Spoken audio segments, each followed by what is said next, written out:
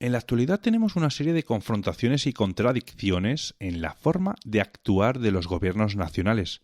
Empezaron a vislumbrarse algo durante el periodo de entreguerras entre 1920 y 1939.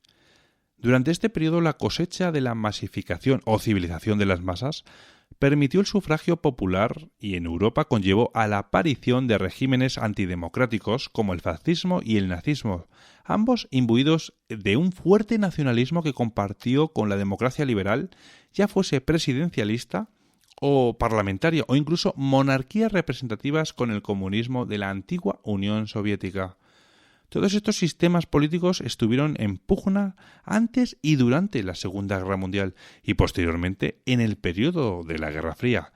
Obviamente el fascismo y el nazismo nos cuentan que ha sido derrotado y condenado al ostracismo político. Bueno, pues hasta la caída de la Unión Soviética en 1989 se pensaba que se llegaría inevitablemente a un conflicto nuclear. Puesto que la carrera del siglo XX por el desarrollo tecnológico, científico y militar hacían suponerlo como una realidad, pero el exterminio y las fábricas de la muerte fueron utilizados por todos los bandos, llámese Unión Soviética o incluso Estados Unidos. Cuando cae el comunismo en Europa, se pensó que era el fin definitivo de una era. Francis Fukuyama, en su obra El fin de la historia y el último hombre, menciona la inmediata globalización económica, sustentada en un sistema político único, es decir, la democracia liberal, la cual necesitaba tres pilares fundamentales: un Estado de Derecho, un gobierno representativo y una economía libre de mercado, exponiendo además que con gobiernos autoritarios y represivos no se podría adelantar nada. Este tipo de gobiernos tenía que desaparecer. Hoy, junto a nuestro compañero Samuel Cruz, retomaremos el camino que nos vienen marcando hacia un gobierno mundial. Ya hablamos de las bases sobre las que se sostiene este movimiento político en las sombras, en el programa 69. Seguimos hablando sobre él en el programa 74, donde partimos desde la Guerra Fría hasta casi nuestros días, y hoy abordaremos al gobierno mundial tal y como se nos presenta en la actualidad. Bienvenidos a Misterioso Universo La Red. Coger lápiz y papel porque la verdad lo vais a necesitar. Comenzamos. Soldiers, sailors and airmen of the Allied Expeditionary Force, you are about to embark upon the great crusade. The hopes and prayers of liberty-loving people everywhere march with you. You will bring about the destruction of the German war machine and security for ourselves in a free world. Good luck. Good luck. I have a dream that one day this nation will rise up, live out the true meaning of its creed. We hold these truths to be self-evident. I have a dream. I have a dream. I have a dream. We choose to go to the moon. We choose to go to the moon in this decade and do the other thing. Do the other thing. Do the other thing. Today, our fellow citizens, our way of life, our very freedom came under attack. None of us will ever forget this day. Yet we go forward to defend freedom and all that is good and just in our world, in our world, in our world.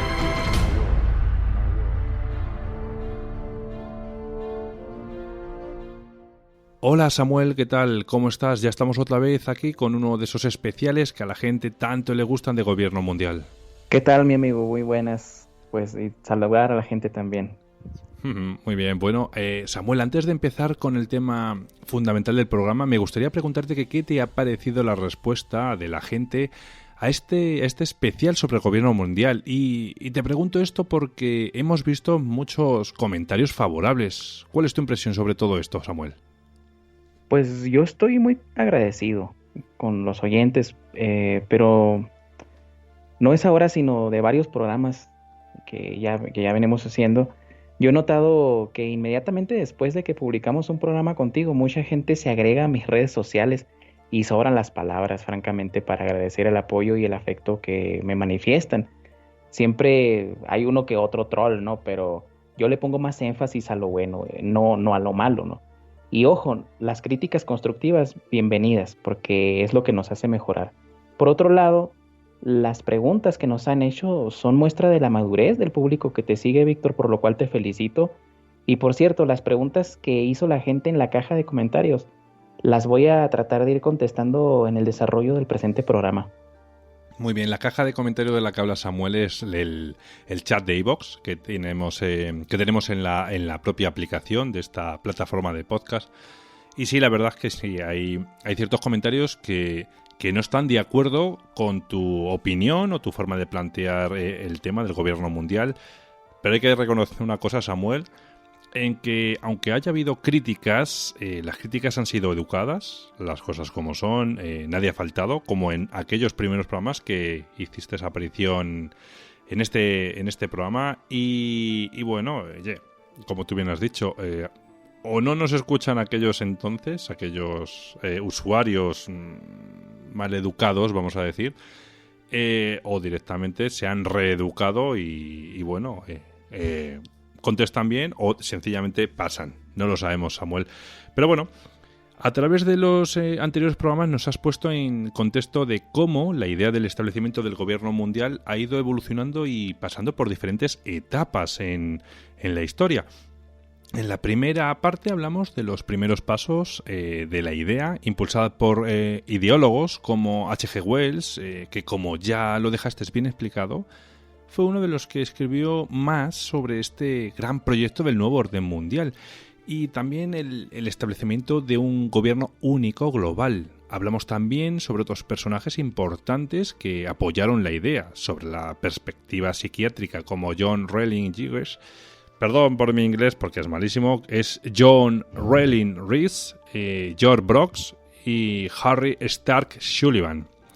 En la segunda parte de este especial hemos visto cómo después de la Segunda Guerra Mundial la idea se fue afianzando por la creación de instituciones de gobernanza global como la ONU, el Fondo Monetario Internacional, el Banco Mundial, Organización Mundial del Comercio, la Federación Mundial de la Salud Mental, la UNESCO, la Organización Mundial de la Salud y bueno, un largo e interminable etcétera, sin duda. También nos hiciste una exposición de esa idea que tienes de la falsa rivalidad entre el capitalismo y el comunismo, una dicotomía, como no, que al final de cuentas ha logrado simplificar la mente de las masas de todo el mundo en solo dos ideas político-económicas, el comunismo y el capitalismo. Nos dijiste que ambas eran tesis y antitesis y que hoy en pleno 2020 estamos viviendo el ascenso de la síntesis entre estas dos ideologías, que resulta ser un modelo chino de supercapitalismo, que luego además hablaremos de este modelo chino, porque creo que es muy interesante y está muy de moda, por decirlo de alguna manera, Samuel. Así que hoy vamos a hablar del presente, de los pasos que se han consolidado y de cómo algunas instituciones están haciendo posible este establecimiento del gobierno mundial. Y para comprender lo que hoy en día estamos viendo consolidarse en el mundo, debemos ser capaces de comprender y de diferenciar los conceptos del nuevo orden mundial y el gobierno mundial. Así que Samuel, ¿qué te parece si empezamos esta tercera y última parte de nuestra serie del gobierno mundial con este tópico? Explícanos qué diferencias hay entre el nuevo orden mundial y el gobierno mundial, porque mucha gente quizás lo vea igual o no lo termine de entender, y entre ellos a lo mejor me he podido encontrar yo hasta que me diste esta explicación. Pues a mí me parece un punto de partida excelente, Víctor, porque estos dos conceptos suelen estar muy relacionados al grado que podríamos emplearlos como sinónimos, porque desde que el término nuevo orden mundial se empezó a emplear, se le relacionó con el fin supremo de un gobierno mundial.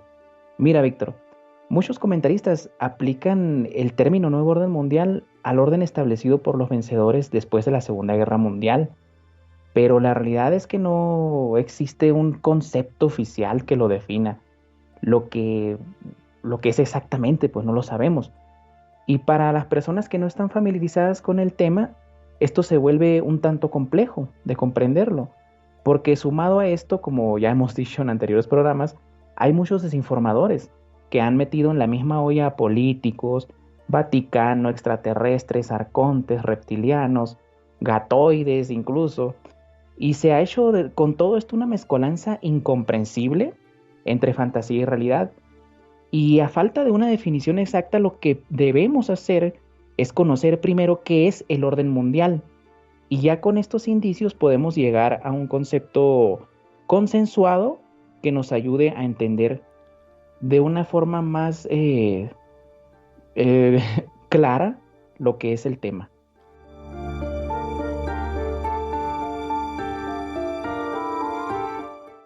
Creo que para esto vamos a tener que hacer un poquito de historia geopolítica, Samuel.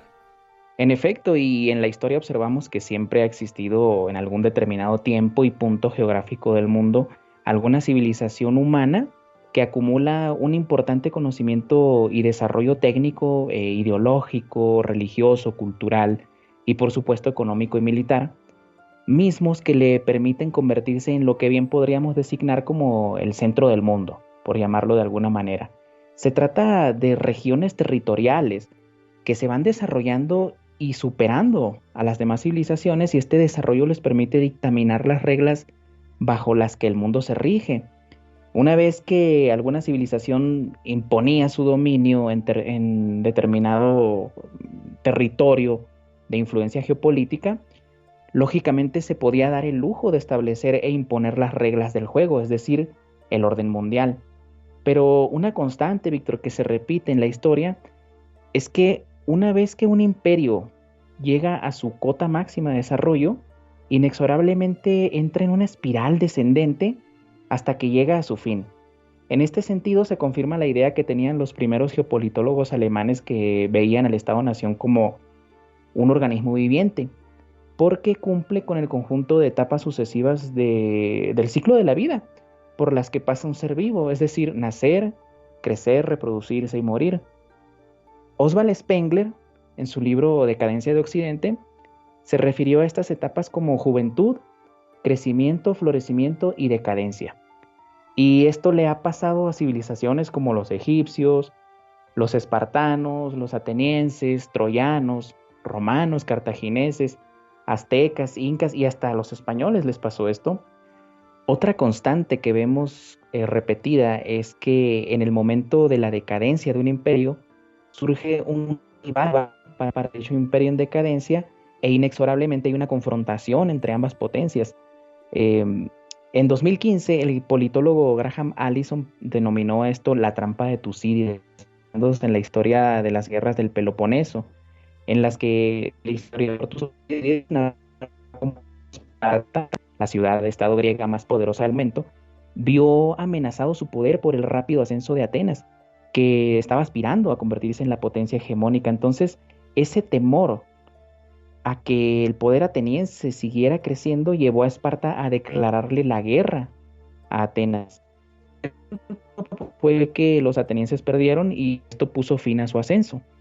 Esto se utiliza para explicar la relación entre una potencia hegemónica en declive y otra en ascenso, donde la tensión entre ambas potencias puede conducirlas a una guerra hegemónica en la que la potencia regente o bien venza y asegure su primacía, o pierda y sea reemplazada por la potencia en ascenso.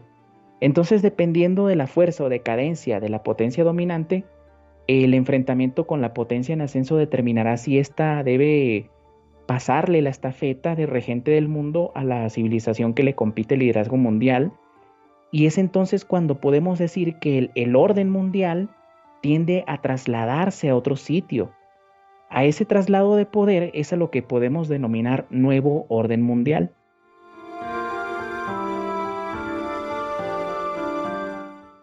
A ver, entonces, Samuel, que yo me enteré, o sea, ¿me estás diciendo que ha existido un orden mundial en diferentes épocas de la historia? Sí, aunque no lo conozcamos como tal, como nuevo orden mundial. Lo cierto es que ha existido esto desde siempre, y un evento histórico que sirve para ejemplificar lo que es el orden mundial se dio en el 349 a.C., cuando Roma y Cartago entraron en guerra por meros motivos de competencia comercial, y en la cual Cartago prácticamente desapareció. Y un ejemplo más actual lo tenemos en la historia del Imperio Británico, que forjó su orden mundial por medio del crimen organizado, empleando la piratería como medio para debilitar al Imperio Español, que era su competencia en aquella época, y ese modus operandi empleado por Inglaterra para desplazar y literalmente dejar humillado al Imperio Español está perfectamente explicado en un documento de 1711 que lleva el título de Una propuesta para humillar a España. el cual recomiendo a todos los españoles que lo lean, ¿eh? Otro elemento importante en el dominio de Inglaterra fue la Compañía de las Indias Orientales. Esta fue la primera empresa, Víctor, transnacional que dispuso de un ejército propio, de una política exterior e incluso de un imperio, porque esta compañía llevó a Inglaterra a varias guerras, como la Guerra del Opio contra China de 1839 a 1842. De esa forma, Inglaterra logró imponer su orden mundial y llegó a controlar la mitad del mundo, y tenía en su posesión dominios estratégicos que le permitían mantener ese control del mundo, y cuando alguna potencia extranjera amenazaba ese dominio, no dudaba en hacer lo mismo que hizo Esparta con Atenas y Roma con Cartago, es decir, declararle una guerra de destrucción total.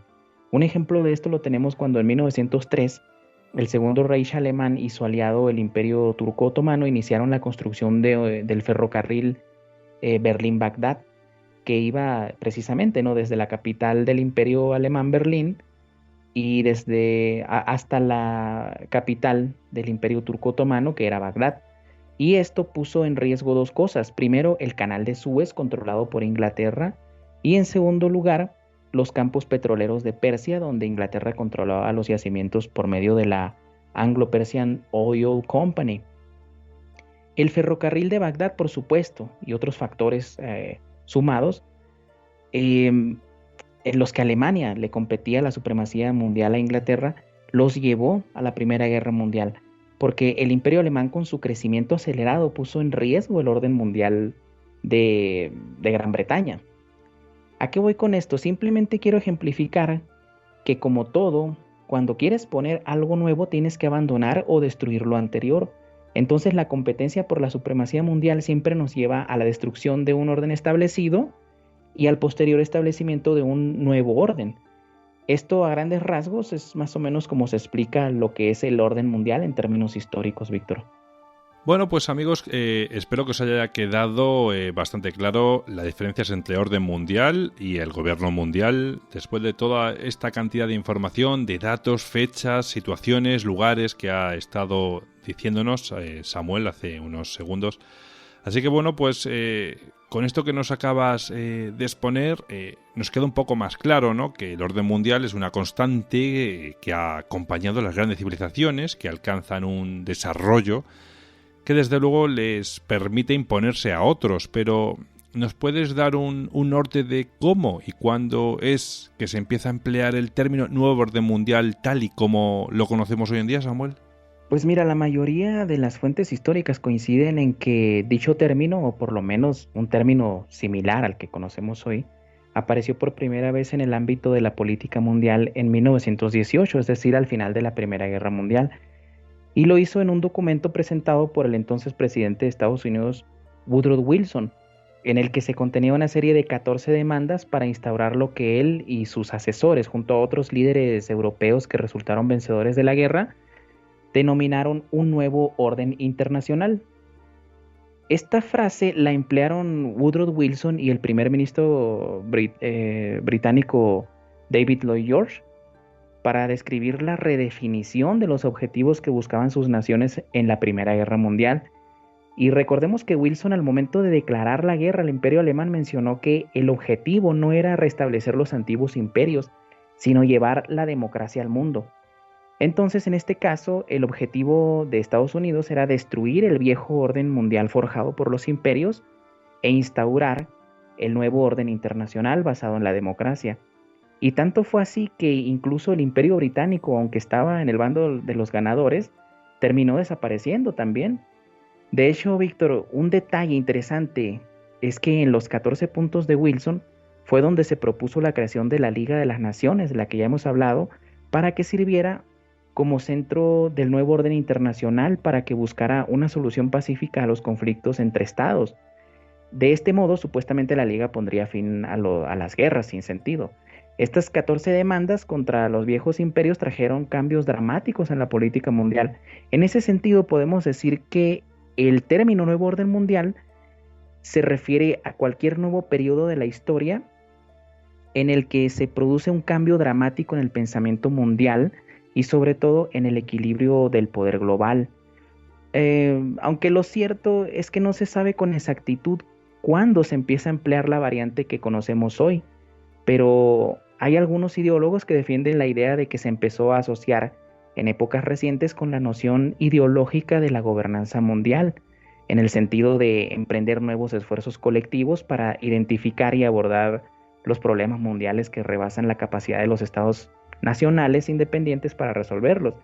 En lo personal, yo creo que eso es una vil mentira, porque la realidad es que desde que el término Nuevo Orden Mundial se empezó a usar de una forma más abierta, siempre vino acompañado de esa idea del establecimiento de un gobierno mundial. Es por eso que a la fecha, hoy, son dos términos que se emplean casi como sinónimos, de tal forma que si alguien dice Nuevo Orden Mundial, axiomáticamente piensa en gobierno mundial, y lo mismo ocurre al contrario. Si decimos gobierno mundial, pensamos automáticamente en Nuevo Orden Mundial. De todos modos, es importante mencionar, ya para cerrar esta idea, que a lo que se le denominó Nuevo Orden Internacional en la época posterior a la Primera Guerra Mundial no reflejaba la expresión de una justicia mundial en sí, sino simplemente el esquema de poder vigente en el ámbito internacional. Lo que hace diferente a este nuevo esquema de poder o a este nuevo orden mundial es que a la postre se le va agregando el pequeño detalle del gobierno mundial. De hecho, como ya lo hemos mencionado en los programas anteriores, los propios ideólogos del nuevo orden mundial, como H.G. Wells o Clarence Street, siempre dejaron la patente de la idea de establecer en un futuro un gobierno mundial. ¿No es así, Samuel? Sí, de hecho, la obra de H.G. Wells es tan reveladora, Víctor, que además de explicar perfectamente cómo se crearía el nuevo orden mundial, menciona qué problemas enfrentaría e incluso describe qué clase de gente se opondría al nuevo orden mundial, de los cuales dijo, y leo textualmente porque tengo aquí el libro: aquellos que se oponen al nuevo orden mundial citarán recurrentemente esa Biblia del impotente gentil, El mundo feliz de Aldous Huxley. Y esto es una constante. Todos los que nos oponemos al nuevo orden mundial siempre citamos a este libro de Aldous Huxley, ¿verdad? Y aquí podemos aprovechar para responder a uno de los amables escuchas con el nombre de usuario Gusta, que preguntó si realmente sería tan malo un gobierno global, ya que para él era el paso obvio hacia la evolución humana. Y bueno, a veces una pregunta se responde con otra pregunta. Primero podríamos preguntarnos, ¿cuál evolución humana? Porque vemos en todo el mundo que el comportamiento humano no ha variado nada. En 1895, Gustave Le Bon describió la naturaleza manipulable y destructiva de las masas, y 125 años después las masas siguen siendo igual de involucionadas. Bueno, seguimos, porque hay que involucrarnos nosotros, ¿verdad? Igual de involucionadas y manipulables que aquel hombre incluso que salió de las cavernas, ¿verdad?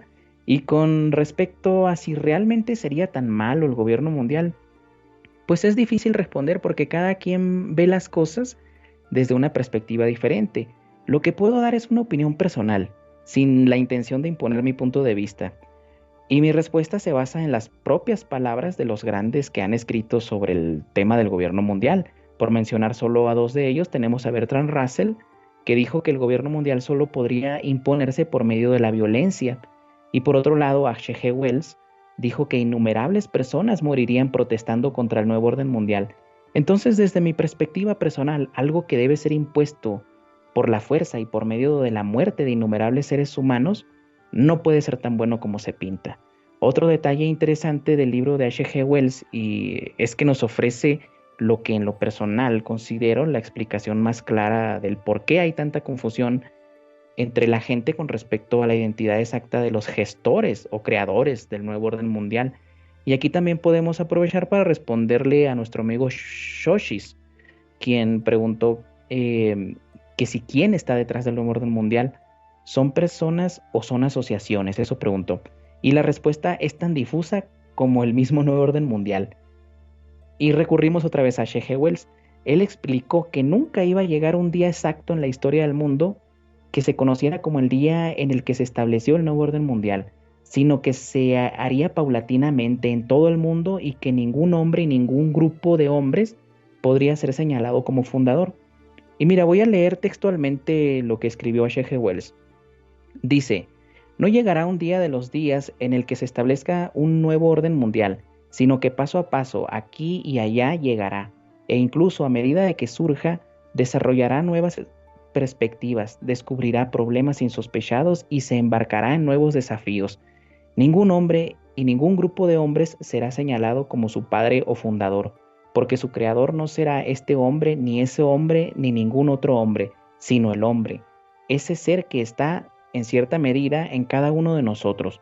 El nuevo orden mundial será un producto social como la ciencia, como la mayoría de los inventos. Una innumerable cantidad de personas habrán vivido una vida excelente dando lo mejor de sí por este logro colectivo. Y esta idea también fue compartida por el psiquiatra Kurt Lewin, que fue director del Instituto Tavistock, en un memorándum que publicó en 1942 titulado Moral Civil, en el que dice textualmente: es cierto que sufrimos una gran desilusión después de 1918, es decir, después de la Primera Guerra Mundial, pero un fracaso no significa que nuestros objetivos escapen a nuestro poder. Cuando esta guerra termine, refiriéndose a la Segunda Guerra Mundial, podremos beneficiarnos de una comprensión crítica de nuestros errores cometidos en el Tratado de Versalles y después. Y para alcanzar estos objetivos, decía Kurt Lewin, era necesario que la Liga de Naciones siguiera existiendo. Y luego hay un detalle bien curioso, mira, en su memorándum, porque, como sabemos, la ONU se creó en 1945, una vez acabada la Segunda Guerra Mundial. Pero Kurt Lewin ya en 1942, unos años antes, hablaba de la ONU.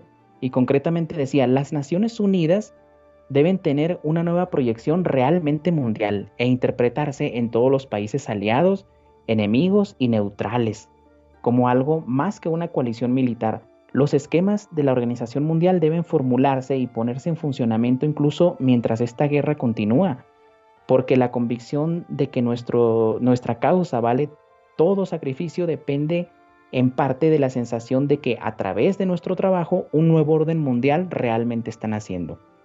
Y si ponemos atención, Víctor, cuando Kurt Lewin dice que los esquemas de la Organización Mundial deberían ponerse en funcionamiento incluso mientras la guerra continuaba, en esta parte se refería a la puesta en marcha de las instituciones de gobernanza global de las que ya hemos hablado. Entonces, ¿cómo supo Kurt Lewin de todas estas instituciones de gobernanza global? ¿Cómo supo que se iban a crear?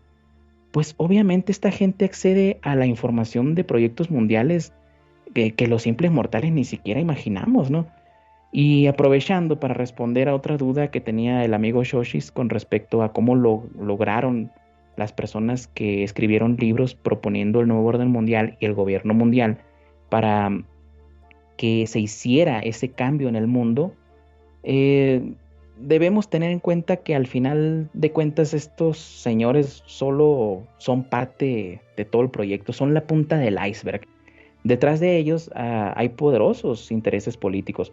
Por ejemplo, H.G. Wells, ya hemos dicho que era parte del gobierno británico, y en el caso de Clarence Street, sus propuestas ya habían sido hechas por un grupo político internacionalista muy poderoso llamado los atlantistas. El atlantismo es una ideología política de cooperación militar entre las potencias europeas y los Estados Unidos, que incrementó mucho su fuerza durante la Segunda Guerra Mundial y después en la Guerra Fría. El proyecto del atlantismo se vio completado después de la Segunda Guerra Mundial con el establecimiento de las instituciones de gobernanza global, como la OTAN e incluso el Plan Marshall. Lo interesante de esto es que nominalmente existe tensión entre la ideología del atlantismo y el continentalismo, que es una ideología que ve más en términos de cooperación regional entre naciones dentro de un continente, pero en realidad muchos comentaristas no ven esa oposición entre sí. De hecho, al igual que pasa con el capitalismo y el comunismo, del cual la síntesis es el supercapitalismo comunista chino, entre el atlantismo y el continentalismo, también hay una síntesis que es el internacionalismo. Y adivina qué, los partidarios del internacionalismo, que es un término similar al globalismo y al cosmopolitismo, defienden la idea de que los pueblos del mundo deberían unirse a través de las fronteras nacionales, políticas, culturales, raciales o de clases para promover los intereses comunes. O sea, ¿te das cuenta? No importa de dónde venga la ideología que defienda uno u otro. Al final todo acaba en el mismo plato del gobierno mundial. Entonces, estos libros y estos personajes son simplemente la cara visible de un proyecto mundial muy antiguo y de gran alcance. Resumiendo, H.G. Wells explicó que el proyecto del nuevo orden mundial es más que una simple definición de libro. Para los ideólogos del nuevo orden mundial, esto es una concepción casi indescriptible, pero muy real del futuro de la raza humana. Y como bien lo describe Wells, nadie puede ser señalado como responsable, ni un grupo de personas, ni una persona, sino el hombre mismo.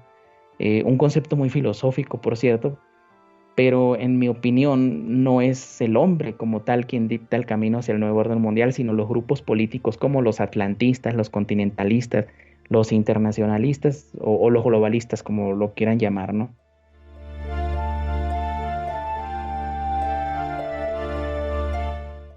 Lo que sí que queda claro es que incluso para los propios ideólogos del nuevo orden mundial no existe una descripción exacta de lo que esto sería. Incluso yo creo que podríamos decir que su concepto es tan vasto y profundo que rebasa la propia capacidad descriptiva de los mismos que lo pensaron.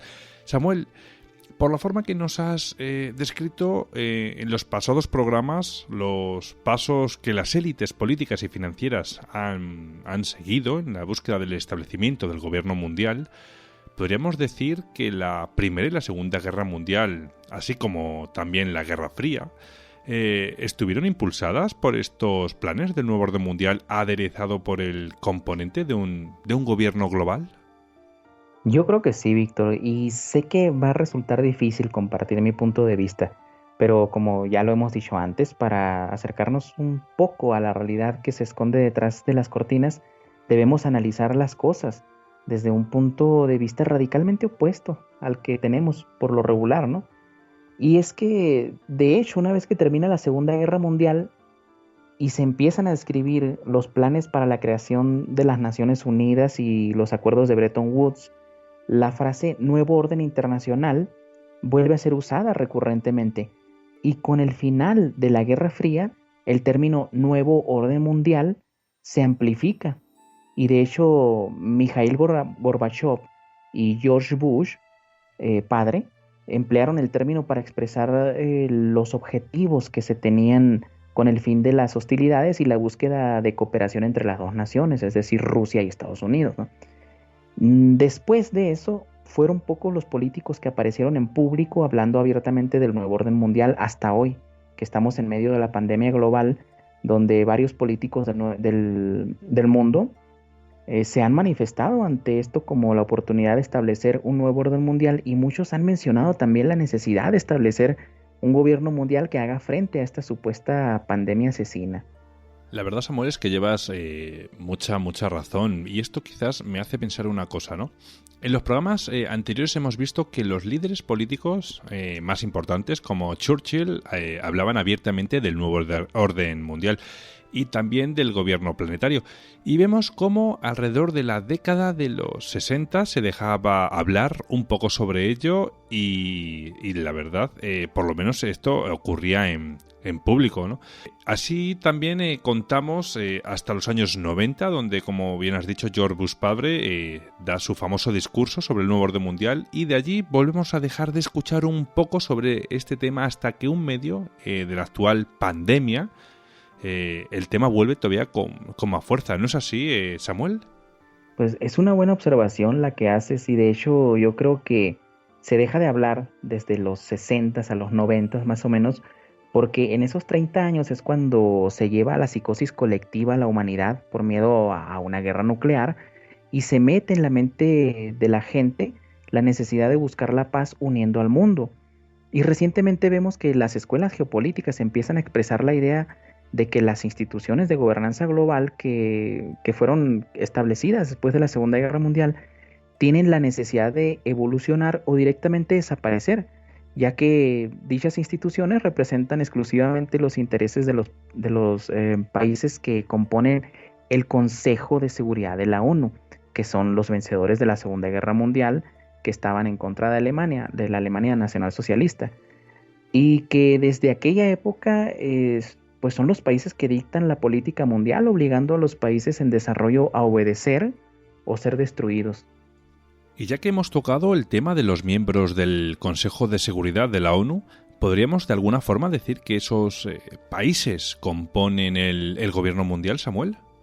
Pues si recordamos lo que Clarence Street propuso en su libro Union Now, donde se presentaba el bosquejo de lo que sería el nuevo orden mundial posterior a la Segunda Guerra Mundial, que por cierto, una amiga de Granada, Paddy Majo, a quien te recomiendo que invites a tu programa, me pasó el dato de que Union Now fue publicado en 1937, no en 1938 como yo dije.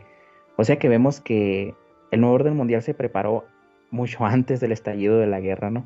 Y bueno, como decíamos, si recordamos, en ese libro se proponía abiertamente crear un gobierno mundial democrático que debía ser dirigido por 15 principales democracias del mundo, las cuales eran Estados Unidos, la Mancomunidad Británica, Francia, Bélgica, los Países Bajos, la Confederación Suiza, Dinamarca, Noruega, Suecia y Finlandia, a los cuales a grandes rasgos podríamos designar como la Unión Europea, ¿verdad?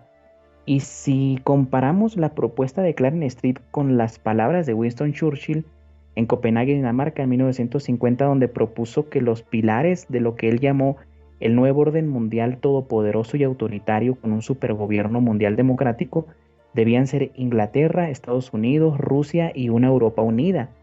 Entonces, creo que la respuesta es un rotundo sí. Y es que la realidad es palpable, Víctor. Street y Churchill hablaron de un gobierno mundial dirigido por países en concreto, y esos países son exactamente los que componen el Consejo de Seguridad de la ONU. Pero un detalle que no quiero dejar pasar, Víctor, es que una de las preguntas que me hiciste en la primera parte de esta serie fue acerca de los Estados-nación soberanos. Y si recuerdas, vimos que los primeros dirigentes de la Federación Mundial para la Salud Mental y la OMS decían que para imponer un gobierno mundial se debía reemplazar la lealtad a la patria por una lealtad a un gobierno mundial. Pues bien, resulta que Clarence Street en 1937 describió de la siguiente forma la unión que proponía y que después se convirtió en la ONU. Street decía: para garantizar la soberanía del Estado, una liga, criticando a la Liga de Naciones de 1919, sacrifica los derechos de los hombres a la justicia y al poder del voto igualitario, mientras que una unión, y pongan atención aquí, sacrifica la soberanía del Estado para garantizar los derechos de los hombres. Una liga está hecha para el Estado, una unión está hecha para el hombre, eso decía Street, ¿no? Y con esto no digo que hoy en día sean esos países exclusivamente los que dirigen el gobierno mundial. Basándome en la realidad y en las palabras de H.G. Wells, podemos decir que hay corporaciones transnacionales que tienen incluso más poder que ciertos países. A estas corporaciones debemos también incluirlas dentro de los que buscan establecer este gobierno mundial, pero sin duda, esos países que hemos mencionado son parte esencial de este entramado que se va creando y evolucionando constantemente para lograr ese objetivo. Porque hay que tener en cuenta, Víctor, que de acuerdo al concepto de gobierno mundial, este se refiere a la utopía política que consiste en buscar la abolición de todos los estados nacionales y soberanos y sustituir sus gobiernos, leyes, ejércitos y fuerzas policíacas, de modo que toda la humanidad quedara bajo una sola autoridad mundial con una constitución mundial. Esto es parte de la definición oficial. Y en términos de política concreta y realista, el gobierno mundial consiste en que las organizaciones internacionales ya existentes como la ONU y las instituciones de gobernanza global sean dotadas de un poder que les permita actuar sin restricciones a nivel mundial, como ya lo hemos dicho en los anteriores programas. Ahora bien, esto de actuar sin restricciones a nivel mundial se hizo recientemente. En medio de la pandemia del coronavirus, la OMS demostró que tiene la capacidad de movilizar a todas las fuerzas de seguridad de cada país del mundo. Y es que logró que hasta la policía municipal de un barrio cualquiera siguiera sus directrices. Y yo veo con esto un golpe en la mesa de autoridad que dio la OMS, demostrando su influencia en el planeta.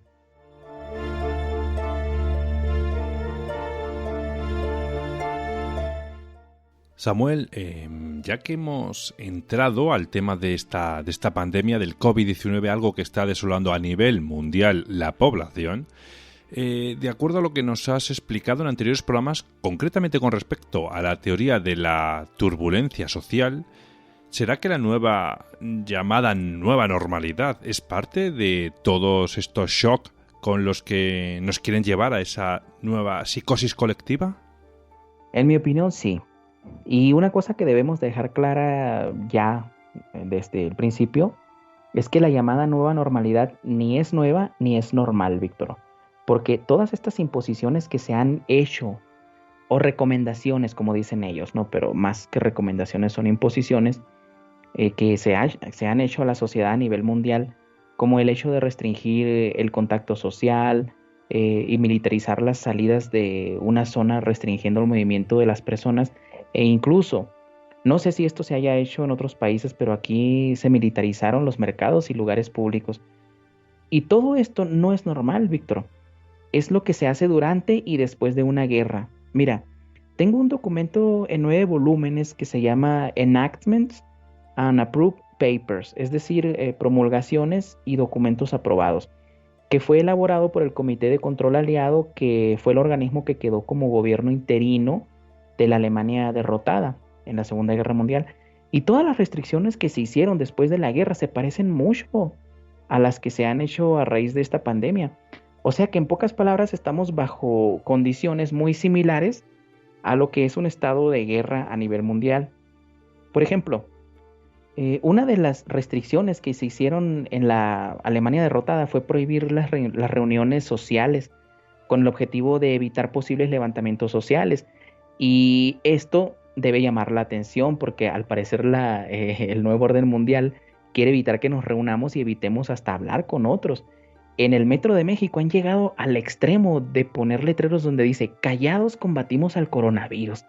En Argentina, por ejemplo, están obligando a las personas que quieran trabajar a instalar en sus celulares una aplicación para automonitorearse, y los que no la instalan simplemente no pueden trabajar. En todo el mundo se han aplicado este tipo de operación o shocks psicológicos, ¿no? Que ha disminuido las libertades individuales en pro de la mayoría, así como lo hace el Partido Comunista en China, ¿no? Que controla a sus ciudadanos hasta cuando están en el baño. O sea, no sé si te fijas hasta qué grado de control ha llegado el nuevo orden mundial. Y nuestros gobiernos supuestamente democráticos, así de un día para otro adoptaron las medidas de un régimen comunista represor como es el chino. En este sentido, por supuesto que la nueva normalidad nos va llevando a esa psicosis y confusión que siempre es necesaria para imponer medidas represivas. A muchos les parecerá bueno todo esto. A mí en lo personal, reitero, algo impuesto bajo amenazas no me parece muy bueno que digamos. Y no solo eso, después de esta pandemia, después de que pase esta pandemia, no vamos a ser dueños de nada. Todo va a pasar a ser propiedad del Estado. Vamos a vivir en un mundo comunistoide.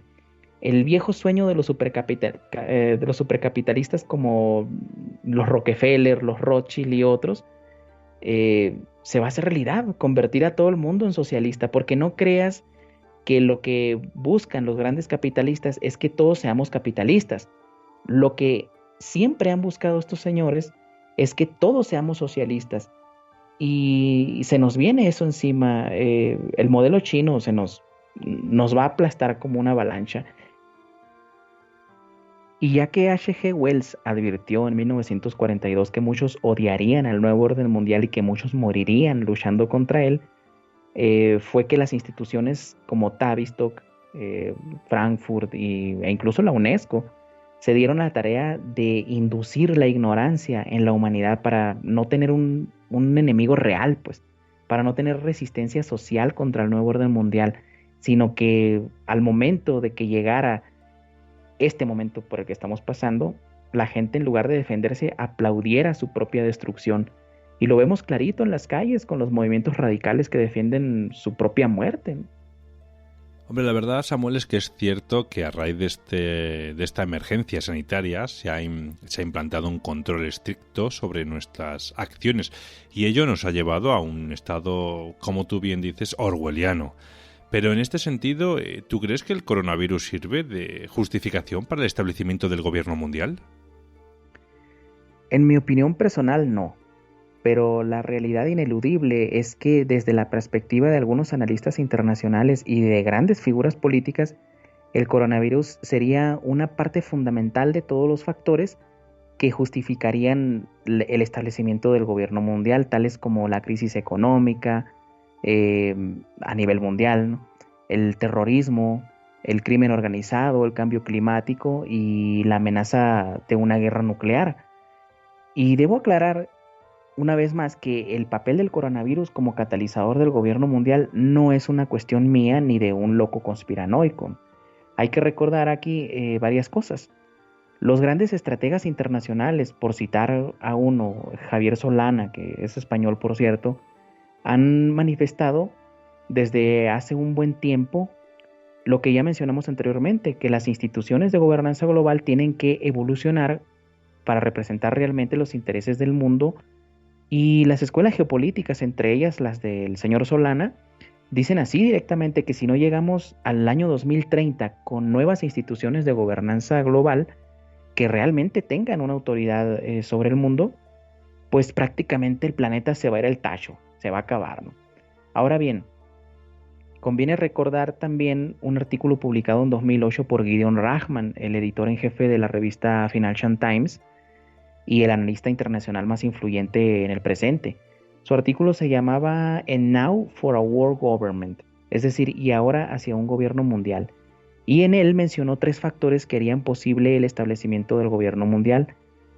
Su artículo empieza diciendo: "Nunca he creído que haya un plan secreto en las Naciones Unidas para tomar el control de los Estados Unidos, pero por primera vez en mi vida creo que la formación de algún tipo de gobierno mundial es plausible". Lo primero que señala Rachman es que los problemas más difíciles que enfrentan los gobiernos nacionales son de naturaleza internacional, y cita el calentamiento global, le llamaban calentamiento global en aquella época, ¿no? La crisis financiera global y la guerra global contra el terrorismo y el narcotráfico. En segundo lugar, dice que la evolución y el transporte de las comunicaciones han achicado el mundo. Y por último, dice que todas las crisis han empujado a los gobiernos nacionales hacia soluciones globales, es decir, es obvio que las crisis que se han creado artificialmente en el mundo sirven a los intereses que buscan la instauración de un gobierno mundial, ¿no? A las anteriores crisis hay que agregarle la pandemia, que es uno de los catalizadores principales. De hecho, el Instituto para la Economía Austriaca Ludwig von Mises publicó un artículo titulado precisamente así: "El coronavirus justifica el argumento para un gobierno mundial", y en él mencionó que las crisis de todo tipo, ya sean económicas, políticas, militares o de salud, hacen que los ideólogos se peleen por explicar cómo estos eventos encajan perfectamente en su visión del mundo. De hecho, los partidarios políticos a menudo intentan pintar cualquier crisis como si hubiera ocurrido en primer lugar precisamente porque sus políticas y preferencias no han sido adoptadas, es lo que más o menos dice el artículo. Esto hace referencia directa a los ideólogos y líderes políticos de las instituciones de gobernanza global que aparecieron inmediatamente después de la pandemia a decir que era necesario un gobierno mundial que lidiara con estas crisis. Y menciona también en este artículo que el coronavirus de Wuhan parece hecho a medida para esto, ya que a través del alarmismo que se ha creado, algunos han aprovechado para lanzar la idea de que es necesario un gobierno planetario con la capacidad de instaurar medidas de salud pública mucho más sólidas y amplias de las que pueden aportar los gobiernos nacionales. Y es cierto que a raíz de la emergencia sanitaria varias figuras políticas han aprovechado el miedo para pedir en público la creación de una autoridad planetaria más sólida para lidiar con el problema del coronavirus. Pero estas peticiones ya tenían sus antecedentes, como lo hemos mencionado anteriormente, y un ejemplo reciente lo vimos en el año 2015, cuando el presidente de China, Xi Jinping, propuso en la misma sede de la ONU la construcción de una nueva arquitectura que permitiera tomar decisiones a nivel global, lo cual era muy conveniente porque ese mismo año se publicó un informe de la ONU llamado La gobernanza económica y social y el sistema de las Naciones Unidas, en donde mencionaba que en los últimos años se había observado en el mundo fuertes tendencias negativas en materia económica, social y ambiental, y también en el sistema internacional de gobernanza, incluida la Unión Europea, y decía que todos estos habían mostrado debilidad para manejar los problemas, ¿no? Entonces, en ese documento, la ONU presentó un amplio programa de sistema de gobernanza mundial en aspectos económicos, sociales y ambientales. Este programa de la ONU se enfoca en reformas para el Fondo Monetario Internacional, para el Banco Mundial y para la Organización Mundial del Comercio. Aquí se demuestra que China no está en contra del sistema mundial imperante, sino que es parte de todo este teatro mundial que estamos viendo en forma de caos mundial para imponer el fin supremo del gobierno mundial, porque como puedes ver, Víctor, la evolución de estas instituciones de gobernanza global que se propone en Occidente son directrices que al final de cuentas se siguen también en China, y muy probablemente veremos esta maquinaria mundial engrasadita y puesta en marcha en 2021 o incluso en 2030, así como después, como ocurrió con las instituciones de gobernanza global que aparecieron después de la Segunda Guerra Mundial.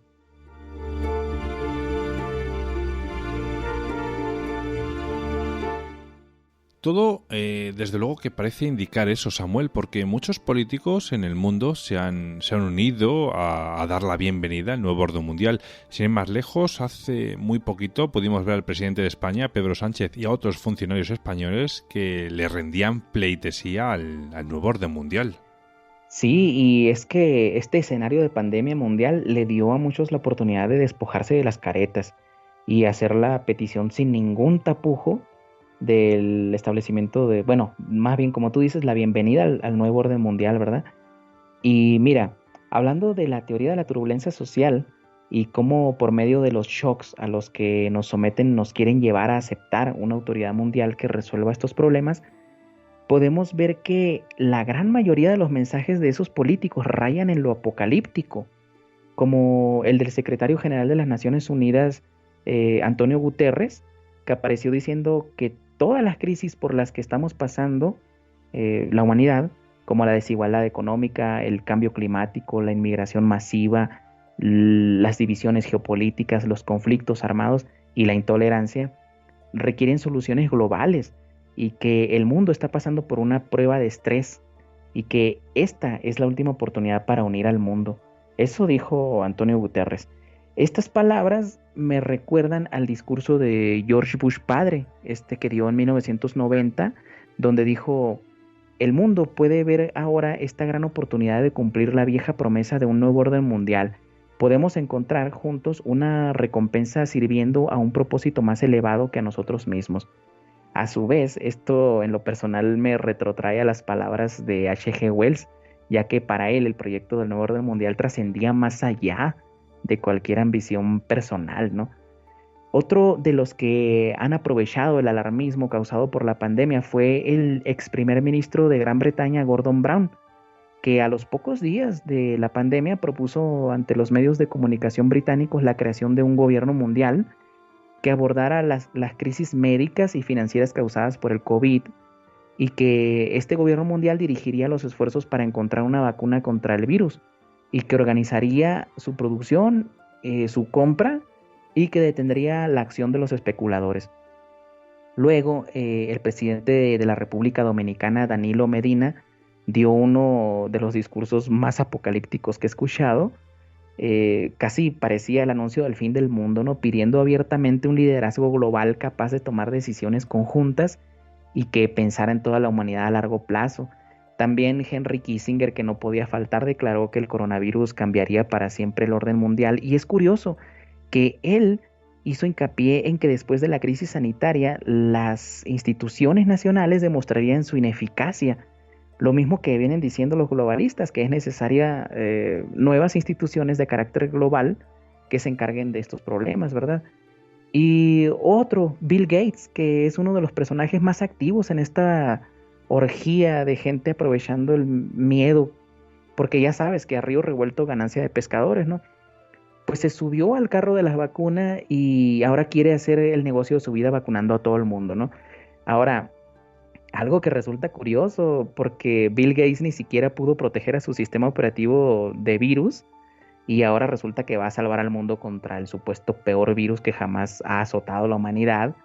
Yo por lo menos, la verdad, sospecharía de eso, pero bueno, también el Vaticano ha tomado lado en esta lucha por el nuevo orden mundial, y fíjate cómo ya desde el 24 de julio del 2008 publicaron en su medio de comunicación oficial un informe titulado "Por una reforma del sistema financiero y monetario internacional en la perspectiva de una autoridad pública con competencia universal".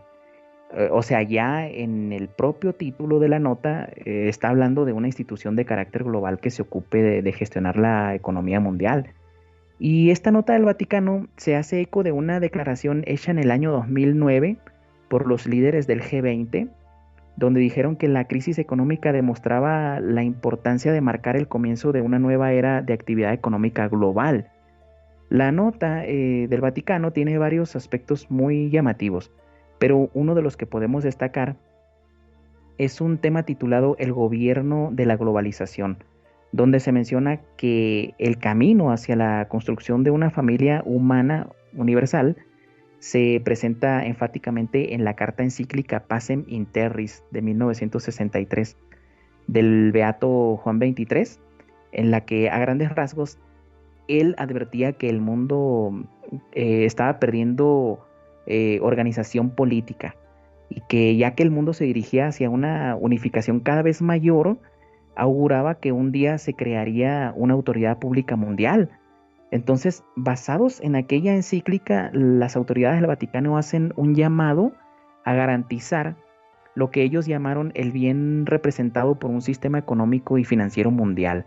También hablan en esa nota sobre una institución supranacional con autoridad política mundial, cuya instauración tendría que ser por fases preliminares, lo que en las estrategias de manipulación de las masas se denomina estrategia de la gradualidad, y que consiste en que para hacer que se acepte una medida inaceptable basta aplicarla gradualmente, a cuentagotas, por años consecutivos, ¿no?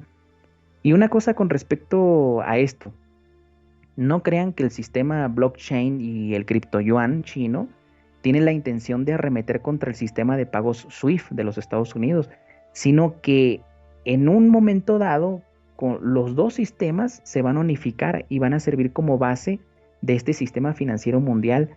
China no va a liberar al mundo de las garras del capitalismo. China es parte de todo este plan mundial.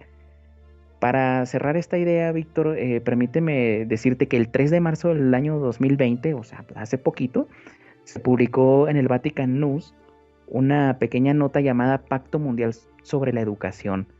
Y el Papa Francisco hizo un llamado en este pacto mundial que involucra a instituciones escolares, a representantes de otras religiones incluso, a ONGs internacionales y sobre todo a representantes del mundo económico, político y cultural, para que conjuntamente, según palabras del propio Papa, se iniciara un proceso de transformación de las nuevas generaciones para cultivar el sueño de un humanismo solidario.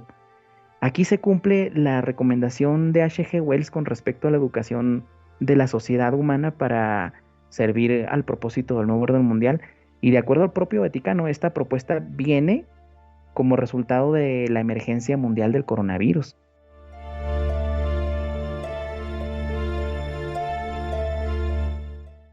Mencionaste algo que me llamó mi atención.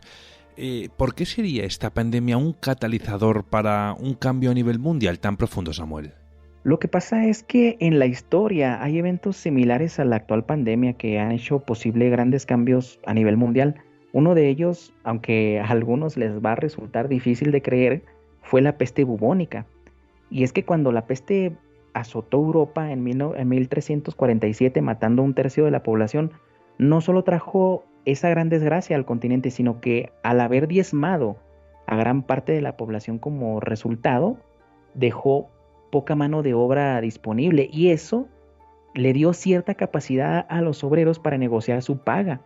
Eso marca en la historia el inicio de lo que hoy conocemos como clase media, pero también esa desgracia de la peste hizo posible grandes cambios a nivel internacional, ya que en el año 1348 Venecia implementó la cuarentena por primera vez. Y esto a su vez hizo posible que 300 años después, en 1648, después de la Paz de Westfalia, se organizara la primera conferencia sanitaria internacional, lo que a su vez se conoce como el primer paso para lograr la creación de la Organización Mundial de la Salud en 1948. De hecho, tan importantes se consideran los cambios que trajo la peste bubónica que en geopolítica es considerada como un catalizador de lo que hoy conocemos como globalización, y desde la perspectiva de los líderes mundiales y los think tanks como el Foro Económico Mundial y otros, el coronavirus vendría siendo el catalizador de las nuevas instituciones de gobernanza global, y todo parece indicar que de un gobierno mundial. Y ya que estamos hablando de esto, yo creo que no debemos de olvidar que en octubre del 2019 el Centro Johns Hopkins de la Seguridad de la Salud, el Foro Económico Mundial y la Fundación Bill y Melinda Gates organizaron un simulacro con el llamativo nombre Evento 201, que era un ejercicio de pandemia global, donde, fijaros, casualidades de la vida, ¿no? Pues casualmente trataron el posible escenario mundial en caso de que un virus azotara el mundo. Y fijaros que unos meses después se replicó exactamente todo lo que estas fundaciones, esta gente simuló. Sí, de hecho, este evento es tan ridículamente exacto que llegaron a describir detalles tales como que el virus sería transmitido por un murciélago. O sea, sería de un murciélago a un cerdo y del cerdo al humano. Y además simularon todos los escenarios que vemos hoy en pleno desarrollo, tales como el estallido del virus a nivel mundial, la crisis económica mundial que causaría, el trastorno del comercio internacional y de los viajes comerciales, el desborde de los sistemas de salud nacionales, e incluso llegaron a decir que una vacuna estaría lista después de 18 meses, y al paso que vamos parece que va a ser así, ¿verdad? Y una cosa más acerca del Foro Económico Mundial, Víctor. Para los que les quede alguna duda de que la actual pandemia es el equivalente a la peste bubónica como catalizador de las nuevas instituciones de gobernanza global, los invito a que vayan a la página oficial del foro, donde van a encontrar que ya se está hablando de el gran reseteo del mundo, algo de lo que venían hablando algunos analistas en YouTube y que eran acusados de conspiranoicos, y de pronto vemos que el propio Foro Económico Mundial dice que esto es muy real. De hecho, en su página menciona que existe una necesidad urgente de que las partes interesadas en el mundo cooperen en la gestión simultánea de las consecuencias directas de la crisis del COVID para mejorar el estado del mundo. Es por eso que el Foro Económico Mundial está iniciando la iniciativa de The Great Reset, el gran reseteo. Y es que, de acuerdo al Foro Económico Mundial, la crisis del COVID y los estragos que ha causado en materia política, económica y social están cambiando profundamente el contexto tradicional para la toma de decisiones, y han sembrado una gran preocupación a nivel mundial por las vidas, los medios de subsistencia y por el planeta, al mismo tiempo que ha demostrado las deficiencias de los sistemas de salud, de finanzas, energía y educación, por lo que los líderes del mundo se encuentran, de acuerdo al Foro Económico Mundial, en una encrucijada histórica. Pero dentro de todo esto, el Foro Económico Mundial ve una gran oportunidad, porque por medio de su iniciativa del Gran Reseteo proponen determinar el estado futuro de las relaciones globales en economía, sociedad, modelos de negocio y la gestión de recursos naturales a nivel mundial. Otra cosa que podemos encontrar en la página del Foro Económico Mundial es un mapa mental. Los invito encarecidamente a que lo revisen. Este mapa mental es interactivo, en el cual hay una parte donde el COVID-19 está en el centro de los catalizadores para la gobernanza global. Yo te mandé las capturas de pantalla, Víctor, y vemos que se encuentra en el centro de la mesa el COVID-19 y todos los impactos que tendría en los mercados financieros, en los viajes, en el comercio internacional, en la búsqueda de una vacuna, en el impacto en la fuerza laboral incluso, ¿no? También luego, si seguimos en este mapa mental, vemos que hay una parte que se llama gobernanza global, la cual nos lleva al antiglobalismo, al deterioro de los valores, y hay una parte que incluye al blockchain. Y esto es bien interesante porque cuando entras en la pestaña del blockchain, te manda a varios temas, ¿no? Entre ellos está la gobernanza y la ley, y uno que llama especialmente mi atención, la digitalización de la economía y de la sociedad. Y resulta que el Foro Económico Mundial está impulsando esta idea de que los seres humanos somos biopeligrosos. Por ahí en una entrevista con Enrique Romero, no me acuerdo el nombre de la persona que dijo que lo que realmente le tenía miedo todos estos elitistas era: no somos biopeligrosos, somos biopoderosos. Y bueno, con respecto a esto de la economía mundial, hay un documento publicado en 1989 por el Departamento de Operaciones de Baja Intensidad de Langley, Virginia, donde se mencionaba también que los Estados Unidos irían perdiendo con el tiempo presencia y dominio mundial en varios aspectos como el militar, el tecnológico, el político, sociológico y en lo económico, y que veríamos nacer una economía mundial interdependiente. ¿Qué significa esto? La interdependencia económica es en la que unos países generan una relación de mutua dependencia para la producción de los bienes y servicios que sus sociedades necesitan para subsistir. Y tenemos el ejemplo claro de China y Estados Unidos, que son interdependientes económicamente, porque los dos necesitan de los productos de uno y de otro para desarrollarse. Ahora bien, una economía mundial interdependiente obviamente sería una donde todos los países del mundo dependan mutuamente, lo que básicamente vendría siendo el objetivo primario de la globalización, ¿verdad?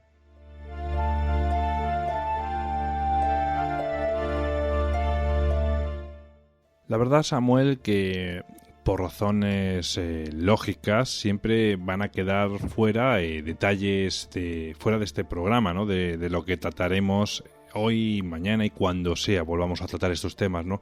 Porque este tema es tan amplio y tan profundo y con tantas aristas que deben ser estudiadas a fondo, que bueno, pues invitamos a que nuestros oyentes sigan indagando, ya que aquí hemos tratado el tema desde la perspectiva netamente política, real y sin fantasía alguna, ¿no? Bueno, y para terminar, Samuel, la verdad que con esta serie me gustaría que nos dieras un panorama del mundo que nos tocará vivir en los próximos años, porque ¿tú crees que habrá una confrontación mundial entre Estados Unidos y China? Porque a priori lo que nos enseñan es que, o nos muestran, o nos dejan ver más bien quizás, es que siempre están rivalizando estas dos grandes potencias, y como que al margen está Rusia ahora, ¿no? Porque parece ser, ¿no?, como que quizás Donald Trump la hubiese tomado con China y estuviese continuamente, ¿no?, buscando una excusa para vetarla, buscando una excusa para no llegar a invadirla, porque China no es un Irak, ¿vale? Pero sí como que siempre busca la pelea, ¿no? Como un gallito de pelea, por decirlo así. Pues la verdad es que aventurarnos a describir un panorama siempre es arriesgado. Pero si hemos de creer que se va a cumplir todo lo que vienen planeando los centros de poder mundial, es seguro que sí tendremos algunas cosas, ¿no? Como un sistema de pagos único a nivel mundial. Y no me refiero a que tendremos una sola moneda, o eso quizás no pase. Pero lo que muchos ignoran es que Donald Trump, Putin y Xi Jinping ya han presentado un sistema de moneda global basado en el blockchain. Y por ejemplo, la empresa Visa ya tiene patentado un modelo de moneda mundial. En pocas palabras, es un hecho que sí tendremos una moneda electrónica que podrá ser usada probablemente en todo el mundo. Esto puede ser bueno o malo según lo vea la gente. Vamos a tener también un reseteo mundial en términos económicos y educativos. Poco a poco nos vamos a convertir en una sociedad digitalizada y, en fin, cada persona irá comprobando si estuvimos errados o acertados en nuestro análisis. Yo espero de todo corazón equivocarme. En cuanto al posible enfrentamiento militar entre China y Estados Unidos, no creo que se dé, Yo soy de la idea de que China y Estados Unidos no están en una guerra entre sí. Y este es un análisis que muchas veces no comparten otros colegas conmigo, pero a través de todo lo que he estudiado por tantos años, como te digo, no veo que China y Estados Unidos están en una guerra mutuamente, sino que están en una guerra contra las mentes de la humanidad. En mi opinión, es muy posible que tengamos otro episodio como el de la Guerra Fría entre la URSS y Estados Unidos, en el que estuvieron supuestamente a punto de iniciar una guerra nuclear y como ya explicamos, eso sirvió para simplificar la mente de las masas en solo dos ideas políticas, comunismo y capitalismo. Posiblemente en esta Guerra Fría entre China y Estados Unidos veamos un escenario en el que casi se lancen ataques nucleares o quién sabe, quizás hasta veamos explotar una bomba nuclear, pero todo va a servir para lo mismo que sirvió la anterior Guerra Fría, es decir, para amalgamar aún más las mentes de las masas del mundo y lograr de una vez por todas instaurar esa conciencia universal necesaria para que se acepte el gobierno mundial. Pero, como dijo Antonio Guterres, de la ONU, el planeta está pasando por una prueba de estrés, a lo cual yo identifico como una de las puestas en práctica de la teoría de la turbulencia social. Y esto no solo implica el coronavirus, sino que este se suma a los movimientos ideológicos radicales, la crisis económica, el cambio climático y la amenaza de una tercera guerra mundial. De hecho, la revista The Economist, Víctor, propiedad de los Rothschild, publicó hoy una entrevista con Antonio Guterres donde directamente mencionan que después de 75 años de la fundación de la ONU, dando inicio a un nuevo orden mundial, así directamente lo dicen en la revista, este orden establecido se encuentra amenazado por las grandes agendas nacionalistas y mencionan al Brasil de Bolsonaro, la China comunista, la Inglaterra de Boris Johnson, la Rusia de Vladimir Putin y por supuesto los Estados Unidos de Donald Trump. De hecho, The Economist habla ya abiertamente de un nuevo desorden mundial y para arreglar el desorden que necesitamos, pues un nuevo orden, ¿verdad? Entonces, es obvio que esto sirve para dos objetivos. Primero, impulsar la idea de que los nacionalismos no sirven y deben ser reemplazados por la fidelidad a un gobierno mundial. Y segundo, empujar a las masas a aceptar que se necesita tal autoridad de carácter global para resolver todos estos peligros. Al final de cuentas, todo este estrés al que nos están sometiendo va a servir para lo mismo que sirvió el estrés causado a los europeos de 1914 a 1945, para que pidamos, por favor, que una autoridad mundial se haga cargo de los problemas, incluso a costa de entregar nuestra propia libertad. Y un comentario final sobre la agenda de la ONU. Ellos tienen un apartado en su página web que se llama New World Order Project, Proyecto del Nuevo Orden Mundial. Revísenlo, entren para que lean por sí mismo la Agenda 2030 que tienen preparada. Y me gustaría despedirme respondiéndole a uno de los usuarios que hizo una pregunta a Yossi, que preguntó ¿cómo podemos luchar contra esto? Y me despido con esto porque creo que es una pregunta que muchos se hacen. La única forma de defendernos es utilizar el arma más poderosa que poseemos y que nos fue dada por la creación para mantener nuestra libertad, el cerebro. La mayoría de la humanidad ya sucumbió a esto y le han entregado su cerebro a ideologías autodestructivas. Basta con ver tanto descerebrado defendiendo banderas e ideas que no entiende, que han sido creadas incluso en el Instituto Tavistock o en la Escuela de Frankfurt. Pensar con el cerebro propio y no con el ajeno es lo que nos va a salvar, porque créanlo o no, los primeros en recibir la vacuna de Bill Gates van a ser esas personas que componen esos colectivos. Tengamos paciencia, las cosas se van a acomodar por sí solas.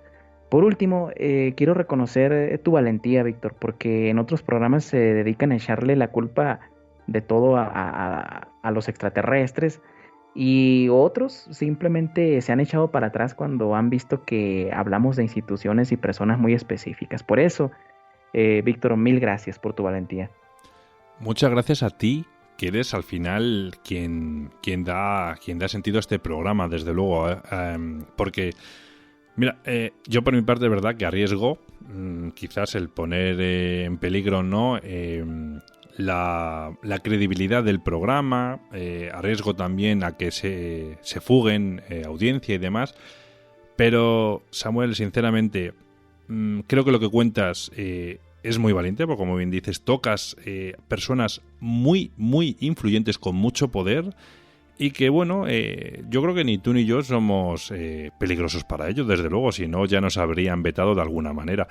Así que eres muy valiente de verdad de contar esto, porque muy pocas personas se atreven a decir la verdad. La verdad, o sea, la historia como es y no como nos la quieren contar, etcétera, etcétera. O sea que, nada, esta es tu casa, yo te lo he dicho muchas veces, Samuel, y tú puedes estar aquí tanto como quieras y desees.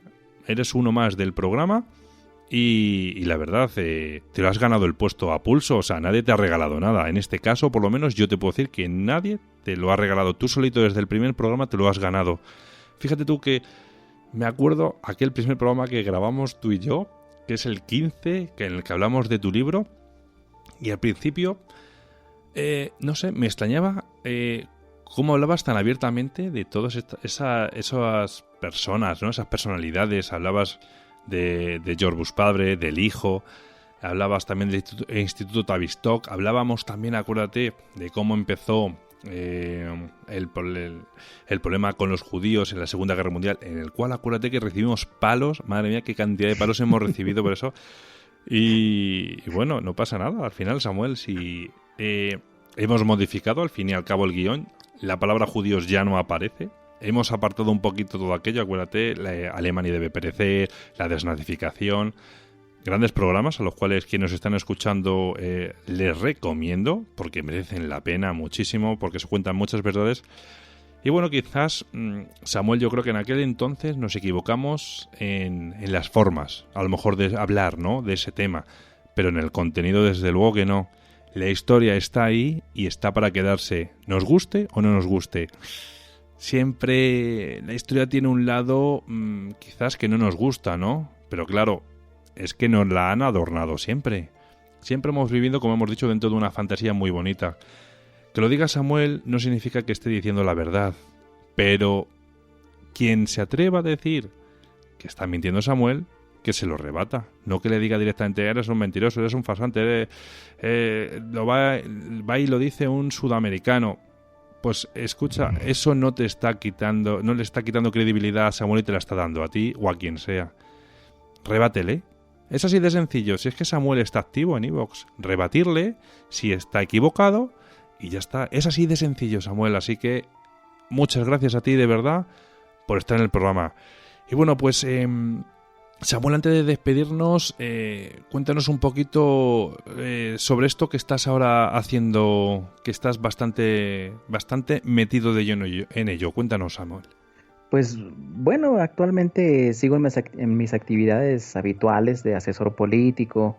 Recientemente lancé una plataforma de cursos de geopolítica avalados por instituciones de educación de México y Bolivia, los cuales fíjate que han tenido mucha aceptación con gente de todo el mundo. También tenemos cursos sobre cómo identificar la manipulación de las masas a través de los medios de comunicación y las habituales conferencias que damos cada semana con temas relacionados con el desarrollo actual y el futuro del mundo. De hecho, una institución de historia y política de México me pidió dar el curso sobre mi libro, o sea que eso me tiene bastante contento para que haya tenido tanta repercusión como para hacer un curso específico sobre el libro. La verdad que me tiene muy contento. Muy bien, bueno, pues oye, y en caso de que los amigos de Misterioso Universo La Red, como siempre los quiero llamar, porque al final son amigos del programa, nos siguen semana tras semana incondicionalmente. Si alguno de nuestros amigos, ¿no?, quisiera ponerse en contacto contigo para obtener más información sobre esos cursos, ¿cómo podrían hacerlo, Samuel? Pues con mucho gusto pueden mandarme un mensaje de WhatsApp al más 52 espacio 1 espacio 662 228 3261, o en Facebook y Twitter me pueden buscar como @SAC SACTCT, o directamente en mi email, que estoy bastante activo revisándolo, que es samuelcruztrujillo@hotmail.com. Muy bien, no obstante, no os preocupéis que si no teníais con qué apuntar ahora todo el teléfono, el Twitter o el email, lo voy a dejar en la descripción del programa para que lo tengáis siempre ahí presente, ¿vale? Bueno, pues Samuel, te propongo un reto y lo eliges tú. ¿Hablar de los atlantistas o hablamos en el próximo programa de la Agenda 2030 y me gustaría que lo extrapolemos un poquito hasta el 2040? ¿Elige el tema tú o os lo dejamos a la audiencia? ¿Qué prefieres? Pues mira, podríamos dejárselo a la audiencia, pero de entrada lo que me acabas de proponer está muy en concordancia. Los atlantistas, este movimiento geopolítico, podríamos llamarle universalista, está muy, muy integrado a lo que es la Agenda 2030-2040, así que a primeras podríamos hacerlo un solo tema y acepto el reto. Bueno, pues ya está. Ya lo has dicho tú, entonces directamente. Bueno, queridos amigos, contarnos qué os parece esta idea, ¿no? Para el próximo especial que hagamos con Samuel. Pero bueno, pues nada, Samuel, nos ponemos manos a la obra y hablamos de los atlantistas, como bien dices, y lo solapamos con la Agenda 2030, que esa agenda va a traer mucho que hablar, la verdad, con el tema del que hoy hemos hablado y un tema muy actual que estamos viviendo día a día, así que ahí lo dejamos, Samuel. Muchísimas gracias, Samuel, de verdad, por contarnos todo esto en el programa. Así que nada, esta es tu casa, como siempre te digo, ya sabes. Aquí te espero para el próximo especial. Un fuerte abrazo, amigo. Igualmente, amigo. Hasta luego.